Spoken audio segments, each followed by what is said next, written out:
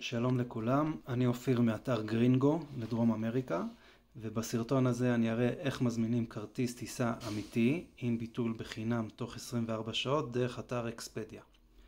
אז אני עכשיו באתר אקספדיה, ודבר ראשון שאני הולך לעשות זה לשנות את המיקום שלי. אני כרגע בקולומביה פיזית, אבל אני צריך את האתר האמריקאי, כי רק דרך האתר האמריקאי אפשר לעשות את זה. אז בחרתי United States.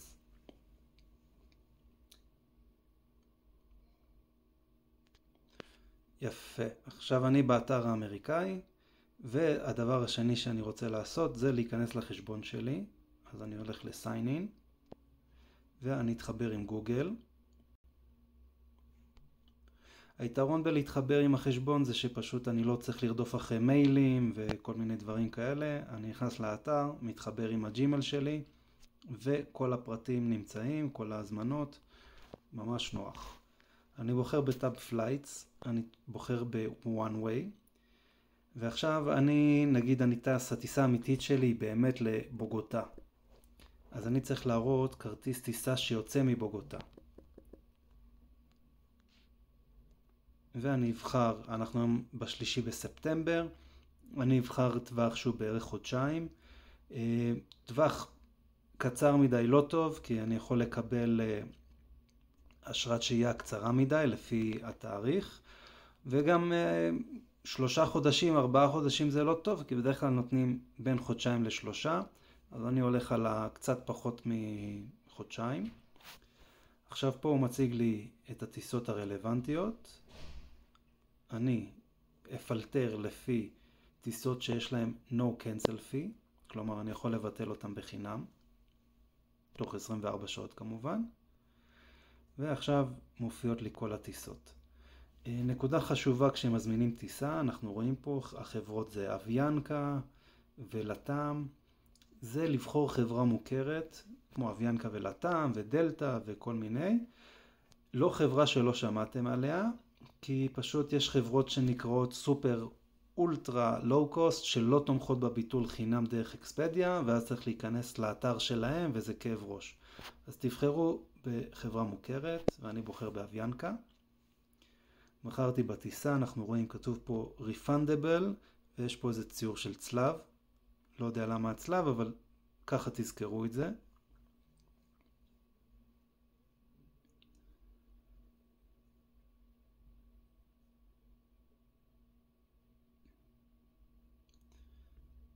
אנחנו שוב רואים, יש פה את ה-refundable, ואני הולך לעשות checkout. רק צ'קאוט, לא בוחר כיסאות, לא בוחר ביטוח, כלום.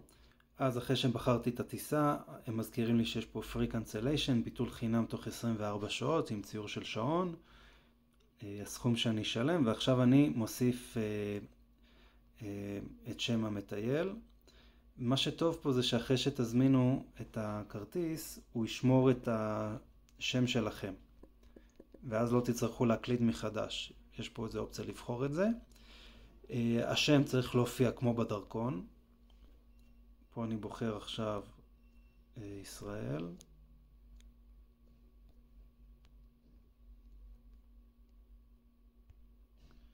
כאן שמים את מספר הטלפון. אין לזה חשיבות יותר מדי, כי גם ככה רובכם לא תקבלו הודעות. שואלים איזה דרכון יש לנו, אז דרכון ישראלי. תאריך לידה כמו שמופיע בדרכון.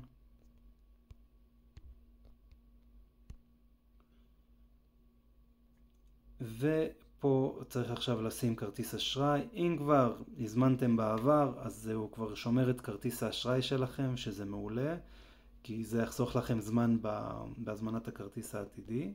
אז כבר יש לי שמור.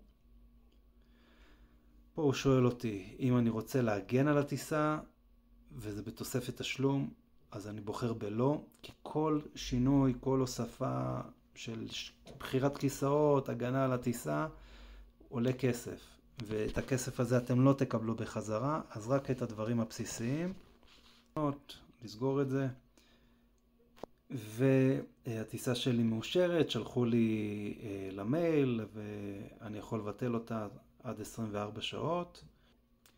עכשיו, אחרי שהזמנתי את הטיסה, אני רואה אותה בבוקינג שלי, ואני צריך להראות אותה בצ'קינג ובהגירה הם ישאלו אותי, בהגירה של המדינה שבה אני נוחת, ובצ'קינג היא תראה את המספר הזמנה מאביאנקה, והיא תוכל לאמת שהטיסה היא אמיתית ושהיא שולמה והכל תקין. אם לא מופיע לכם המספר הזה, ישר אחרי שהזמנתם את הכרטיס מאקספדיה, חכו דקה, תעשו ריפרש וזה יופיע, אל תלחצו מזה. אז הראיתי לה את הטיסה, עליתי על הטיסה, עברתי את ההגירה ועברו באזור ה-20 שעות נגיד, ועכשיו אני רוצה לבטל את הטיסה. אז אני הולך ל-Manage Booking, Cancel Booking,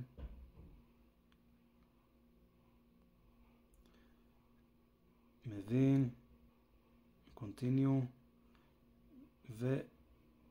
ואישור של הביטול, וכאן אומרים לי אתה תקבל את הכסף שלך בחזרה, ויקח לו 7 ימים אולי עד שתקבל אותו.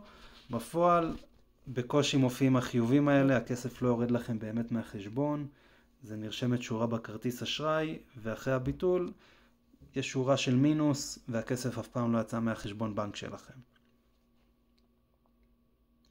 עכשיו פה שמבטלים את הטיסה, להיות סבלניים, זה יכול לקחת באזור ה-30 שניות, לא לגעת באתר, פשוט לחכות.